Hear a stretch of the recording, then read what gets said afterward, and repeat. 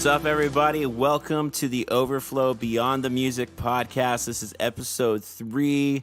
I'm your host, Josh McCabe, and I'm coming to you right now from my couch. And I'm up here in Canada, where I currently reside for the next month or so before moving to Nashville.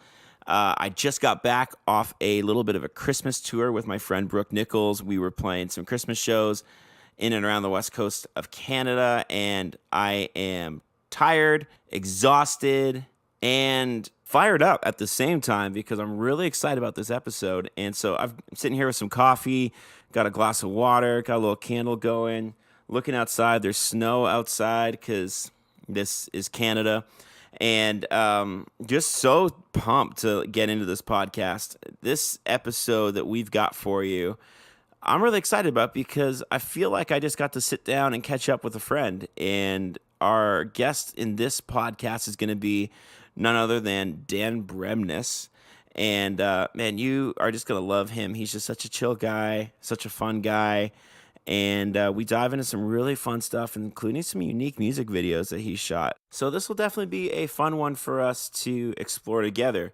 I first met Dan about a year ago, and we did a tour together, a Christmas tour, oddly enough. And to be honest, I'm going to be honest, I'm not sure I've ever told him this, so he's probably going to listen to this podcast and find out, and I'm going to be outed. But I had listened to his music, and I had seen some online stuff from him, and I immediately thought, this guy seems like a super nice guy.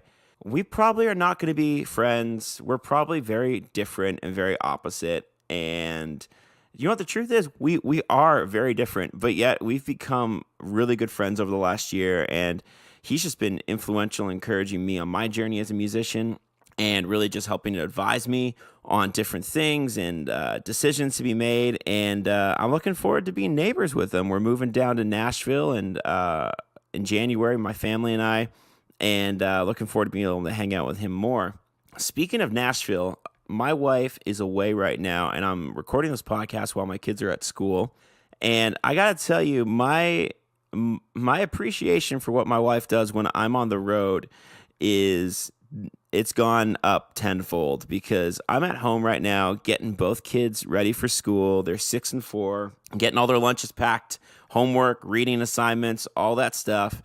And she's normally doing it by herself. But right now she's on a 2-week tour out with 10th Avenue North and Loving the Outcome and a brand new band called Land of Color. And she's out there actually nannying and taking care of the kids of Chris and Jody from Loving the Outcome and just having a blast. And I'm pumped for my wife that she's able to do it because her and Jody of Loving the Outcome have just become like soul sisters, and we just love that band. We love what they're about. We love their kids, and I'm pumped that my wife's able to be out there doing that. But that means that I have some additional responsibilities back home, and I'm enjoying it. Really, really I am. And so I'm not in over my head yet. The kids are wearing clean clothes. They have been bathed. They have been well fed. It hasn't been pizza every night, pizza and chips, but no, I'm doing okay here. And so this is my little window of opportunity to dive into a podcast before my kids get home from school. Now, I got to ask you, because I'm a little curious. My kids are starting to get to the age where they're listening to music. They're starting to explore listening to different music, whether it be on YouTube or an app or whatever that looks like. But I'm finding myself weighing in a lot about their choices.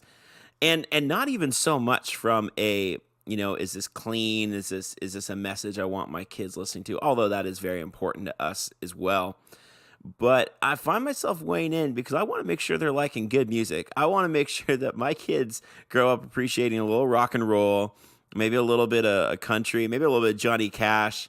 I want to make sure that they appreciate some of the same stuff I do. So sometimes I find myself changing the music on them or making some of these songs that I don't love difficult to find. Does that make me a bad parent, or am I really just helping to steer them in a good direction? I don't know. Give me some feedback on that. And maybe one of the best places for you to do that would be by following us on Instagram. You can follow us on Instagram at the Overflow BTM. That's at the Overflow BTM, BTM standing for Beyond the Music, which is the name of this podcast. And so we would love to hear from you. We'd love for you to follow us, love for you to share some of our posts with people. But also, we'd love to hear from you. We'd love to know what your name is, where you're from, how you're listening to the podcast, how you found us. And also, we just really want to know who you'd love to see on the podcast. We are listening and definitely want to hear from you. So make sure that you give us a follow online at the Overflow BTM on Instagram. Check that out.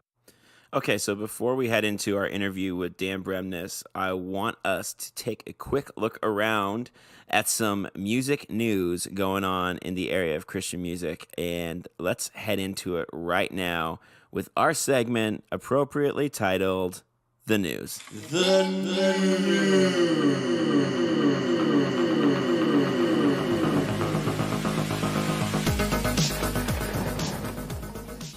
All right, so the creepy news music is still here. Apparently, we have not changed that yet, so we're just going to keep rolling with it. But hey, news item number 1 for us right now. One of my favorite sites to go to find out what's going on in Christian music news is newreleasetoday.com. They are just the leading voice in news for that genre and for that area, and they are launching their We Love Christian Music Awards, and I want to encourage you to go over to newreleasetoday.com to begin to vote now. It's a fan-supported, fan-voting award show, and I want to make sure that you get in on that right now. Go over to New Release Today, vote for your favorite artist. You decide. There's 23 categories, so make sure you go check that out right away.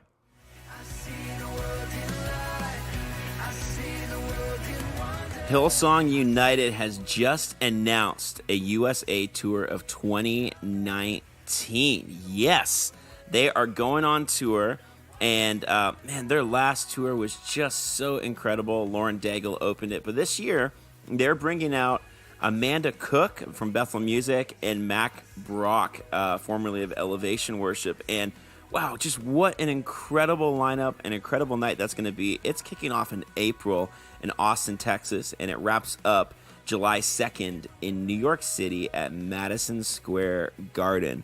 What an incredible tour this is going to be. Stay posted.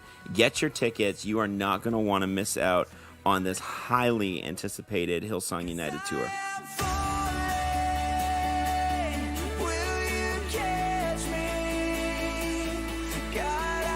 All right, so on our last episode, we mentioned that the band Hawk Nelson had released a brand new music video that was shot entirely on an iPhone. And the video for Parachute's just absolutely incredible. And so I had to get my buddy John Steingard, who is the lead singer of Hawk Nelson and also just a video wizard. I needed to get him on the phone and find out where the whole concept and idea of filming a music video entirely on iPhone came from. Yeah, recently I decided I wanted to shoot an entire music video on iPhone, and so we did that with the Hawk guys. We shot a video for Parachute in the White Sand National Monument in New Mexico. I just remember being there a few years before, and it was such an epic place that I was like, I bet you it would look great even on an iPhone, and that made me think, wow, like, wouldn't it be cool if we actually shot a music video on an iPhone, and we could, say, hey, you don't need a $10,000 camera to shoot a music video. And so we had a really fun time knocking that out. And while that wraps up our news segment, make sure you go check out that video from Hawk Nelson called Parachute. Thanks, John, for joining us. John will be appearing later in this podcast a little bit, in and out of our interview. But without wasting any more time, this week's guest, his name is Dan Bremnes. He signed to Word Records. He's going to be heading out on the Winter Jam tour this year. He just released a project this fall called Wherever I Go. He's got another one coming out in the new year. He's got an incredible voice, incredible songwriter, incredible performer, one of the most creative, hardworking, find a way to get it done, find a way to be unique, always got a crazy idea kind of guy. So Dan and I recently had the chance to sit down, and here's my conversation with Dan Bremnes.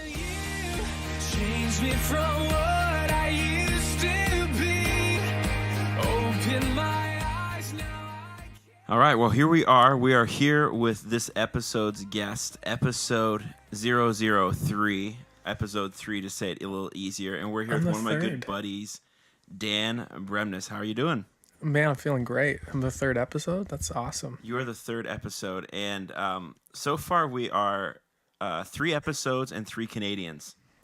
Oh, okay. So I don't know if this is like a theme that is going on here, and I realize that most of our listeners are going to be outside of Canada, but It could be the reason could be is that you live in Canada, that could be part and of all it. of your interviews have been in Canada. That's true. A lot of them. I'm not a detective, but I'm just. You may know that, yeah. Well, I mean, that's the thing about you. You're from Canada, but you would call Nashville, Tennessee home. Explain that to me. Well, I guess home is where you are living currently. So yes, we moved there like 4 years ago. It's still a little on and off, but that is, yeah, I guess all of our stuff is there. So that's home for, I would say, 3/4 of the year. And so the other quarter of the year, where's your residence? Where do you guys occupy? Is it East Coast, West Coast? Because here's the thing for our friends in the South. I'm not sure if this happens to you. When you say you're from Canada, they automatically think of the other Canadian that they know, Right. and assume that you must know them because And I do. It's funny how often that works out that we actually do know them, but our country's massive. It's geographically huge, yes. For the other part of the year, let's just talk about this year. This year, we were in Iceland for a part of it. We were in British Columbia in Canada for part of it, and New Zealand for part of it. So kind of bounce around. It's sort of all has to do with what's happening with music. And, in the summertime, music isn't as busy in the United States. So it allows us to go home and it allows us to go overseas. And we like to take those opportunities when we get them to travel as a family. And so your family comes with you a lot of the time. Rarely. Rarely. It's rare. But in those off sort of months, like even now, we're sitting here in this like super quaint, classic Canadian basement. Like I'm looking at this fireplace. I feel like I'm on the Bay commercial, like in the 70s. Yes. I need my Hudson's Bay blanket. We're in Ontario right now, and we just came from being in Calgary for 2 weeks, and now Ontario for 2 weeks. So that's a full month away from Nashville. And like I said, we were in Iceland before that. Got some music stuff. We were there for 2 weeks, and so it's sort of unpredictable. But when there's like a stint where I'm not like moving every single day, and I'm just kind of staying put for a week or two. And if we can make it happen, the family comes along. So yeah, your family. Tell me about your family. Kids. I assume when you say family, married. I know these answers, but I'm trying to give a little suspense for the listener. So, I'm married to a beautiful woman, Brittany, and we have 2 kids, Eli and Eden. They're 5 and 1. So we're sort of in the thick of it. Yeah, to keep you busy though. Yeah. How has I asked this in our last podcast, but how has having children changed the way that you write music? It means that I write a lot less of it at home. That's for starters. As far as the content, I've sung about my children a few times on past records, and there's a record that's coming out that I actually wrote a song sort of to my kids in their future selves if they ever discover it. I'm not saying their exact names, but they'll know one day that it's like a letter to them. So I think like anything else, the experiences of life kind of creep into the outflow of what you write artistically somehow. Yeah, that's the whole reason we always started this podcast, is because there's these stories from artists that I'm not sure that, a 30-second, 2-minute radio interview can ever do justice to. And I kind of wanted this podcast to be, hey, if an artist was to write a, 25-page article about their journey, what would that look like? And I always think it's interesting to go back to where it all started. So where did it start for you in this musical journey? Did you grow up in the church? Did you grow up in a Christian home. How did that look for you? I grew up in a little town called Salmon Arm, British Columbia. Basically, just picture like the Swiss Alps and the Swiss Family Robinson. And we lived next door to the Swiss Family Robinson. We were not them. But like just set in the middle of nature, lots of waterfalls and lakes and beautiful. Small. I'm a pastor's kid, one of three kids, and the only sort of, I guess, musical one in the family. My brother played drums for a bit, but other than that, yeah, I was sort of the first one to get that spark or that dream or whatever you want to call it at a young age, and definitely has been the journey. When did you sense that spark that it was more than just fiddling around with a guitar? Well, I think one of my first memories, I was probably 3 or 4, and I like went to church one night, and the band was playing, and I saw the drummer, and I was like, that seems like the life. I want to be a drummer. And that actually was the first instrument that I learned and played for years, and I toured with other artists playing drums, and before I ever wrote a song. Did you have the chance to steward or grow that gift within the church, or was it mostly outside on your own? A little of both. I like played in church, played drums and sang and led worship in church, and then also I was in like a bunch of punk rock bands, and as you do in Yeah. the early 2000s, and I had a class in school, and we learned about recording, engineering, production, writing slash charts, mixing, all of it. It was really educational. It was really instrumental in my like recording journey as an artist, and Yeah. and then I played lots of festivals that weren't like in the church, battles of bands. Played the Vans Warp Tour when I was like 18. Wow. Won a competition to do that with one of my recordings I did at school. So there was a lot of sort of weaving in and out. Do you remember that the first record in those, because those teenage years are pretty formative years in our musical journey. I think it's kind of when we start to adapt some of our own tastes and figure out what we like ourselves. Do you remember that first record, that first album, or even song that you go, oh, like this is my thing. This is speaking to me. It's probably a tie between like a Jars of Clay record and a Collective Soul record. Really? Yeah. Well, and maybe even before that, Offspring or Green Day, but that wasn't really, that was sort of more of a fling. Yeah. Whereas the other stuff was more like, I just fell in love with that sort of music. It had a little bit more depth, and yeah, loved it. Jars of Clay, Much Afraid is still one of my favorite records of all Oh, time. It, to me, just never, it feels timeless to me. Yeah. It's one that many people would overlook. Yeah, to me, it was just sonically so great. And that just, for me, was like such a great record. And like, I think that was huge for me around ninth grade, which is probably aging myself a little bit. But as your musical journey kind of went on, did you maybe find somebody that you looked to as a singer or a musician or a writer that you aspired to be like, that spoke to you in that way, and you thought, man, if I could just channel some of that? Was there any one person that you had looked to? That's a good question. There was there's Jars of Clay. I was a big Delirious fan, which I'm sure many Yeah. people listening to this or other artists would also claim that. I don't know if there was a specific person, but it was a few of those bands. Switchfoot, obviously. I mean, I just sound like a statistic now. Yeah. But I loved those bands. Just felt like they were doing something original.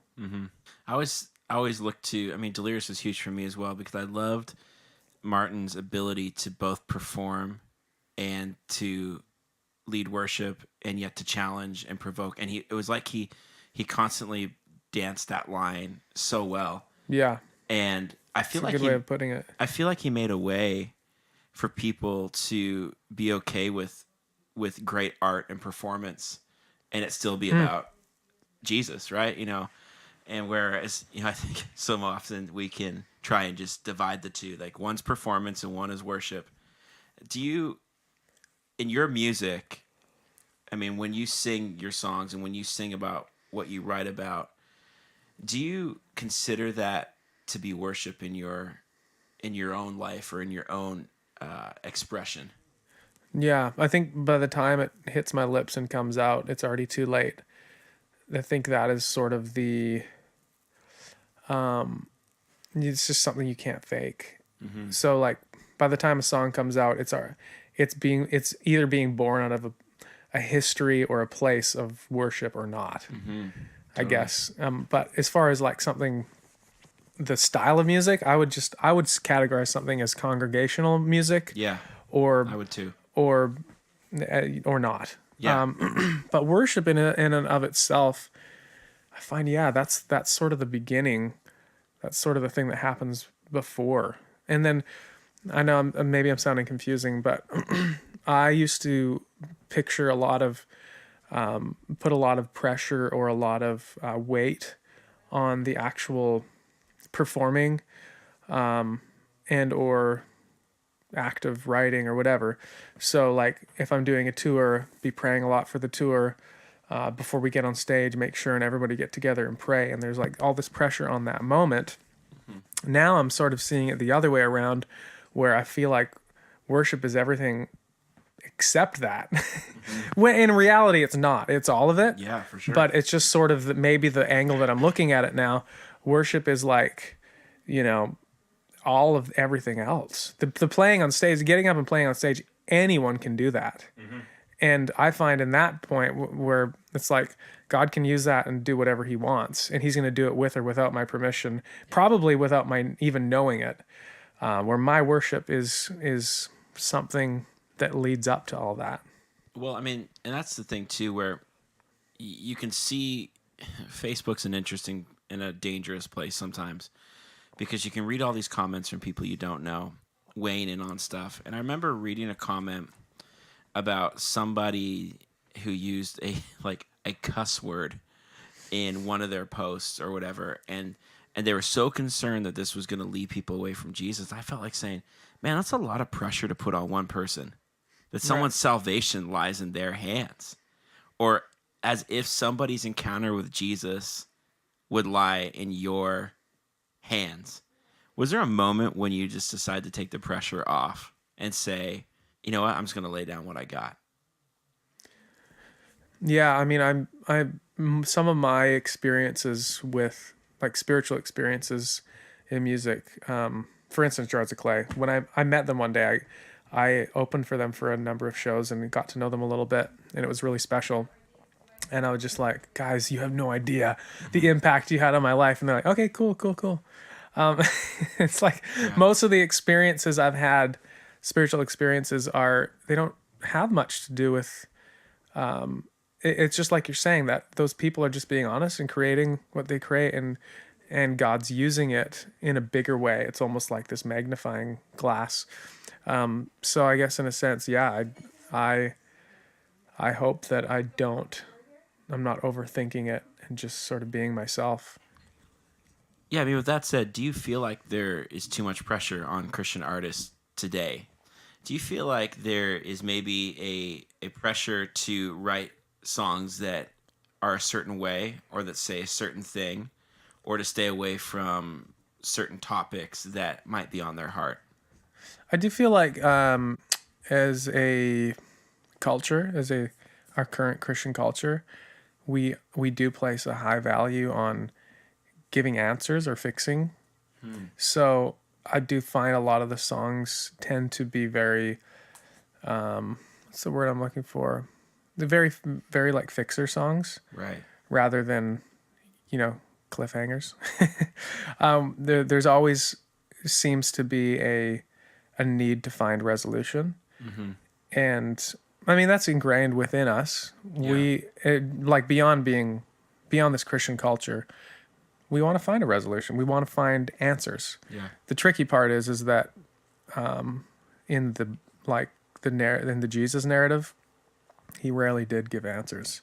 So we're sort of like actually overstepping our bounds a little bit, I feel like, in trying to fix everyone. Yeah. If you were to, I mean, with that in mind, and what would you say to someone who's stepping out today and who's new as an artist or a musician or an artist or like when I say artist, I mean in any sort of art form. What would you say to them as they're contemplating what to communicate? I would say we have lost the art, maybe, of being subtle. I love looking at some of the old paintings. You walk through museums, or you see some of like the famous artists that shaped the past few thousand years. They have all these subtleties in their art. It's like there's a picture and you look at it and you're like, oh, that's a guy and a girl, or that's like a family, or that's like a bunch of people having a feast, or whatever it is. But when you look a little closer, you see all these subtle things, and that's maybe partially where the phrase "a picture's worth 1,000 words" came from. Wow. Yeah. Maybe the same thing could be said about music. We seem to be very, very obvious, very in your face, very literal, very like kind of hitting people over the head with these messages or answers. Maybe there's a little more room for subtlety, where people can listen to something and kind of chew on it. And I think it makes us smarter people too. When we have to dig a little bit, when we're so literal and forceful, it doesn't allow us to think. Do you try and put some of that in your lyrics? Yeah. Is there a song you can think of in particular that you feel illustrates your desire to write subtly with art? Well, I think on this latest record I did, a lot of it is more like subtle messages of my own journey. So like, in a song "Up Again," it's a sort of a happy sounding song, but it's a lot about a lot of failure, and it's sort of a letter to my mom who passed away a few years ago. You wouldn't know that unless you like looked at the lyric and maybe studied a little bit, or maybe knew a little bit of my story. But if you read the first two verses, it could easily slide past you without knowing that. So there's some subtlety in that. A song called "How You Love Me." There's a lot of subtlety in that of like, just, failure and like approaching spirituality from a different angle. And a lot of it has to do with maybe my own journey, maybe other people's. But I think, on this record, that's sort of what I tried to do a little more, is be a little less obvious. Yeah.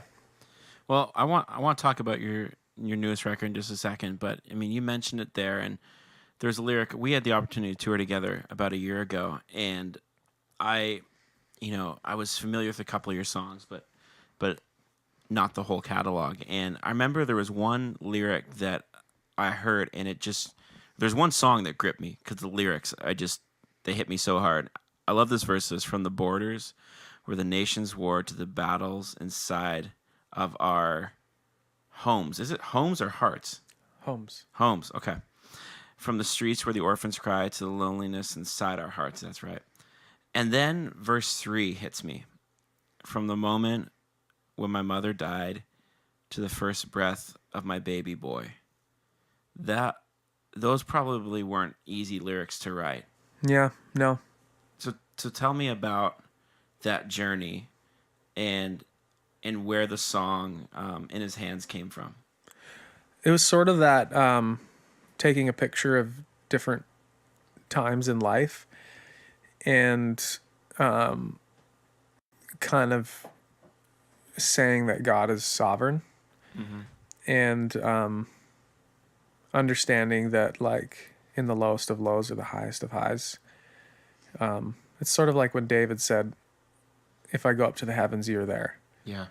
But then we forget what he said next. He said, "But if I make my bed in the depths, still you're there."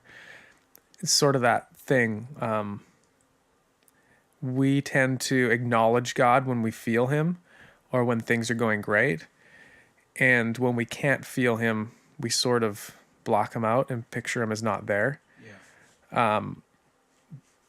But it's not true, which makes me sort of go to the idea that God isn't a feeling, Right. or he isn't just a feeling, but we've really put him into a feeling, or into things going good, or into prayers getting answered.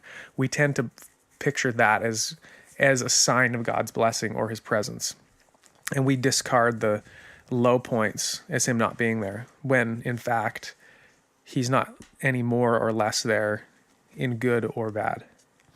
In that low moment, which sounds like it was a pretty tough moment for you, was there a moment where you started to go, like, God, really? How is this your sovereignty? Like, how did you deal with that in the midst of hurt? I don't know if I had that moment.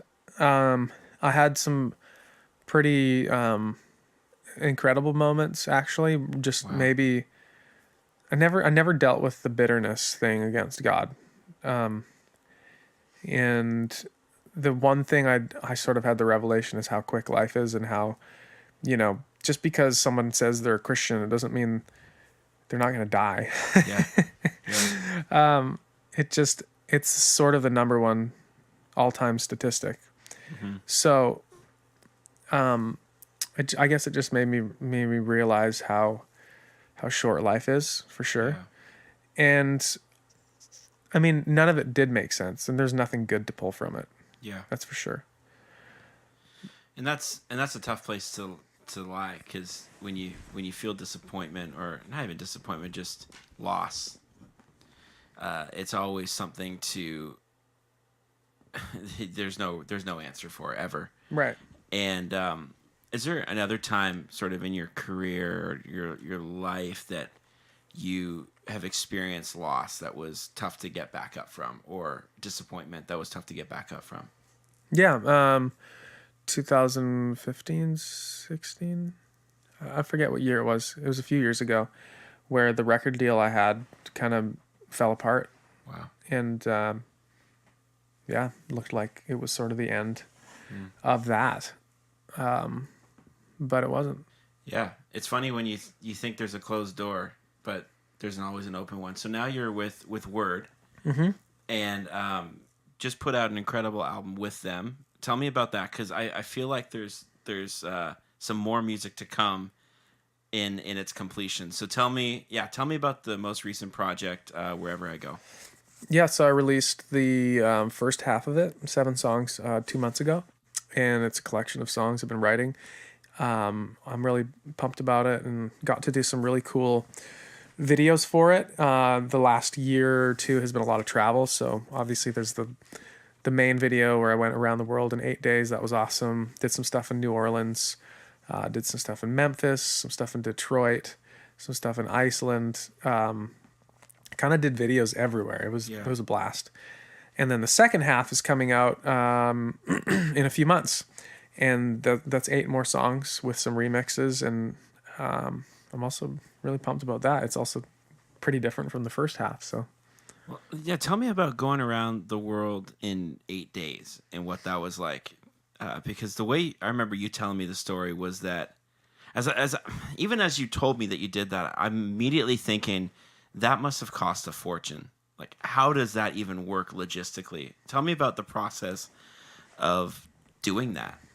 Well, at the time I was independent artist, so I was self-funding everything, so it had to be cheap. I came up with the idea. I was on tour with John Steingard and Hawk Nelson, and he loved the idea, and we were like, let's do this. And then I realized round the world fairs are expensive, so I just started spending a lot of time online and sort of trying to plan travel routes and get overseas and back from overseas, because those are the expensive flights.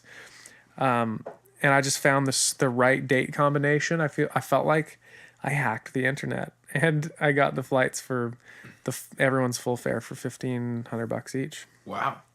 So it was actually on the grand scheme of music videos I've ever done, not the most expensive. In fact, it was one of the cheaper ones. Hey, what's up? This is John from Hawk Nelson here on the Overflow Beyond the Music podcast. All right, so we got the chance to hear from Dan Bremnes about the video Wherever I Go, and I thought it might be cool if we called up John Steingard, the lead singer of Hawk Nelson, and we asked him a little bit about filming the video with Dan. So I started off chatting with John and asking him how he first connected with Dan Bremnes. Yeah, man. Well, we toured together a number of times. I think first I met him on a Canadian Christmas tour, which was a 10-day tour that we did with Building 429, that we being Hawk Nelson. We did with Building 429, and Dan opened, I think, on that tour. And that tour was like, man, it never got above like -25. It was so awful. But we commiserated, over hot chocolate and Timbits, as you do. And we hit it off. And then Dan ended up opening on a 10th Ave tour that we did later on. And Dan's a great guy, and we just connected, and the friendship kind of grew from there. See, I always find it really interesting to find out how these different artists connect and how these relationships form. Sort of, and a lot of it seems to be through touring. But I also wanted to ask John what his reaction was when Dan pitched the idea of the video. Okay, first things first here. When Dan pitched the idea for the Wherever I Go video, he like said it with a twinkle in his eye. And so I knew him, but not like mega well. And so I was like, I don't think he's going to do this. And I was like, yeah, sure. I mean, like, if you want to figure out how to make it happen, but I wasn't going to like spend a lot of time like trying to see if I could make it happen. I was just going to do it if he could figure it out. And he figured it out. He's a travel wizard. So evidently it was possible. And so $1,500 round trip and 8 days. Yeah. And where did you go? So give us a couple locations, and we'll make sure to post a link for the video so they can see the rest. Iceland, Italy, Jordan, India, Egypt, Dubai, China. Wow. What was the location of those that stood out the most to you? Probably Egypt. I'd always wanted to see the pyramids ever since I was really young, and it was every bit as satisfying as you could imagine. And here's John Steingard's reaction and answer to his favorite location on the video shoot. I think my favorite location was probably Egypt. It was probably one of the more dangerous locations we went to, and it just was like when we were walking around the streets of Cairo, it just felt like we were in a bit of a war zone, and we had like handlers that were keeping us safe and all this stuff, and it just felt exciting. And we stayed in this apartment building that felt like it had been bombed at one point, which is totally just an exaggeration. It's just my mind going there. But literally we were so close to the pyramids at the apartment that we went up to the top of the apartment building, and I flew a drone from there over the top of the pyramids. And I got one of the most epic drone shots I've ever gotten. I'm sure it's illegal, but still pretty great and worth it. Well, that was definitely some cool insight from John Steingard, who directed the video. He's also the singer of Hawk Nelson. But here we go back to my interview with Dan, and I asked Dan about part 2 of new music coming out and if there's any unique video concepts that are going to follow a new project coming out in the new year. There's a music video where I just sit at home for 8 days. Really? No, I'm kidding. Oh, my goodness. I was going to say, I don't think we'll post a link for that. It's 7 new songs. I can't believe that. And it's a little bit more progressive in its production, and it sort of continues a little bit of that story of adventure and faith, but also like some questions, some songs that have questions in them. And yeah, some of it's kind of open-ended and nuanced, and I'm excited about it. What's your favorite track off the upcoming album? The one I showed you the other night, actually, a song called Let That Go. I'm pretty pumped about that one. Yep. And you're filming a music video upcoming. I'm not sure if I'm allowed to say that here, but you're Yeah. filming a music video tomorrow, actually. And whenever people are listening to this, this probably will be done by then. But you're filming it here in Canada. And what's the music video for the song you're going to be filming for? It's a song called Thunder, and we're filming it in Toronto. And it's more of a performance video. So I'm playing with a lot of lights and different other elements. It should be fun.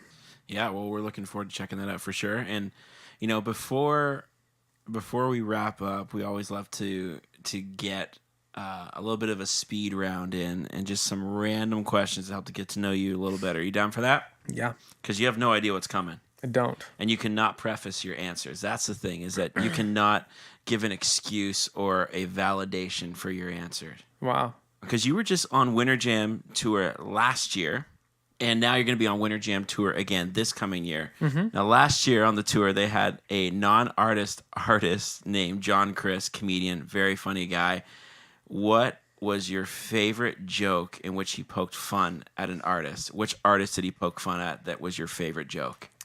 It was usually we did like this VIP time every night where we came out and he asked us questions, and mine was usually with Carrie Job and Cody Carnes and Russ Lee, and he would make fun of Carrie Job, and it was funny because she's so sweet. She's the sweetest person ever. But he would poke fun and like of her songs, of like he'd ask her questions like Carrie, who's your least favorite Christian artist? Like he would just it was so funny. It killed me. So good. Okay, so that's a good one, Carrie Job, and I'm sure she's a great sport about it. But favorite band you've ever toured with? 10th Avenue North. 10th Avenue North. Okay. Yeah.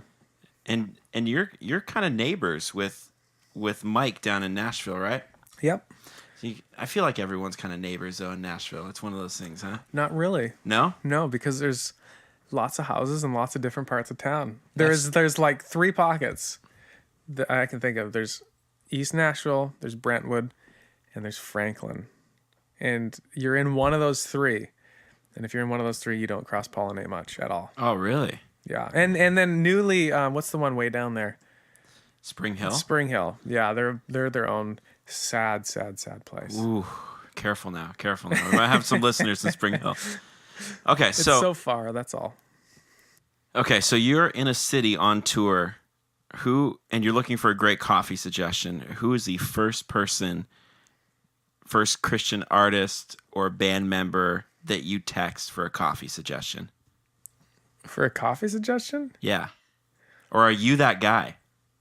I'm like, there's not many things I feel like I can say that to except for that. I literally am that guy. You're that guy. People are texting me, and I'm proud of it and maybe ashamed of it because I know too much now. Okay, well then who's the last person you would ever ask for a coffee suggestion? Thinking. I would almost say John Steingard. Really? Because John, and I love John, he wouldn't deny this at all. This is John from Hawk Nelson. Yeah, he really appreciates good coffee, but he's not bothered to look for it. It's sad. But he is okay with that. He will drink a Starbucks and be totally fine.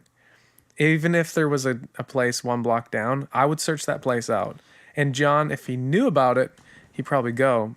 But he's happy with an average cup, and it saddens me a little bit. If you were to tour with any band, who would you want to tour with? Like any band? Like any artist that takes you out and says, I want Dan Bremnes on my tour. Nothing to do with numbers or size, but just going, man, I can't believe that I get to do this with this artist. And they wanted me on tour. Well, the thing about at least the Christian industry is if you do it just for a few years, you pretty much have the chance to tour with everybody. Yeah. Whether it's like you're at the same festival or you're on a tour with a few others. So, and I'm like, I feel pretty #blessed to have toured with a lot of these bands, and enjoyed it and had very good experiences with almost all of them. What was the first artist that you got to tour with that you kind of felt like out of your league or out of your element, going, whoa, okay, this is kind of legit now?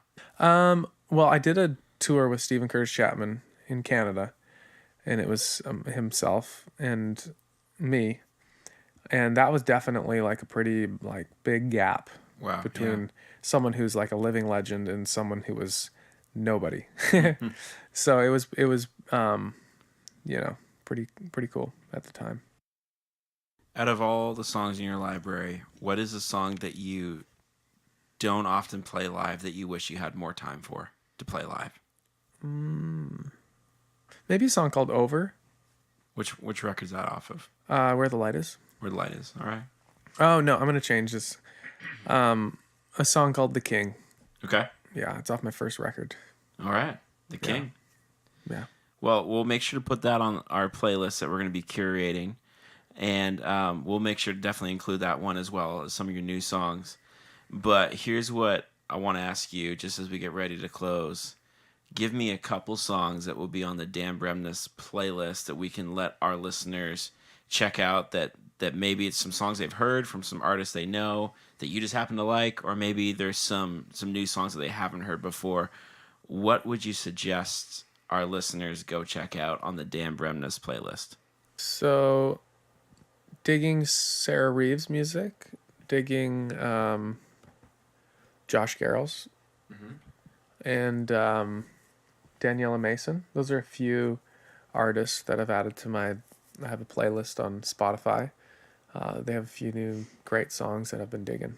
Awesome. What is your favorite, most recommended song right now from any of those artists? And I know you're probably bad with song names, remembering them. I can tell you one. I just did a tour with Plum, and I love her song, Crazy for You, something like that. Crazy about you. That's Crazy the one. Crazy about you. Have you heard that one? I've not heard it yet. Listen to it on your way back. I will. It is a very, very special song. She's got such a powerful voice live, huh? She brings it every night. She's awesome. Well, hey, I appreciate your time. Thanks for hanging out with us on the Overflow Beyond the Music podcast. And as we close, we always love to close with some good music. We're going to throw to something off your Wherever I Go record. So what do you want us to throw to as we close this podcast today? Well, I mean, might as well go to Wherever I Go. All right. Well, we'll do that. Thanks, Dan, for hanging out with us. And for those of you listening, check out a little clip of Dan Bremnes, Wherever I Go. Yeah. I swam through the depths of my soul. No matter what I find, oh, drought or famine, high and low, wherever I go, oh, you're gonna find me there. Wherever I go, oh, you're right beside me there. In the rising flame, even in the pouring rain, even in the flood, I'm safe. You go wherever I go. Well, there's my conversation with Dan, and I hope you enjoyed it as much as I did. I learned some things about him that I didn't even know, and I hope it's informative, and I hope you got to see a picture of what Dan is like as an artist and where his heart is and where his journey has been, and I hope that can bring some of his songs to life. Again, that's why we do this podcast, is so that it would bring the music and the artist to life, that we would understand more about what they've walked through and how it's influenced their music. So make sure you go check out Dan's music. He's got a project out right now called Wherever I Go. It's great. It's some of his best work. Make sure you give Dan a follow on Instagram. You can find him at Dan Bremnes on Instagram. Give him a follow. Make sure you give us a follow.